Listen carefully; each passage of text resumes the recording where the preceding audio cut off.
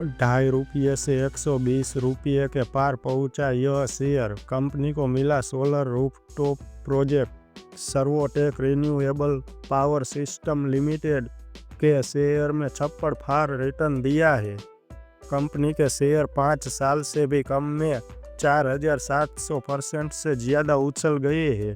Servotech renewable power system ने घोषणा की है कि उसे पहला सोलर रूफटॉप ऑर्डर मिला है।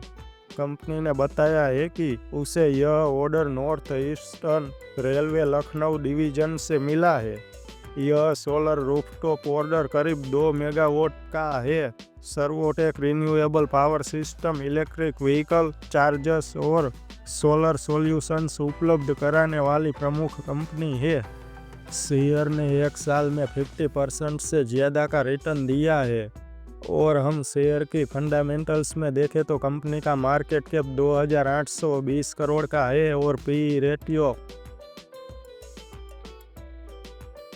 डेबिट टू इक्विटी 0.42 पर है और आरओई 11.55% है। डिविडेंड यील्ड 0.04% है और बुक वैल्यू 7.89 पर है।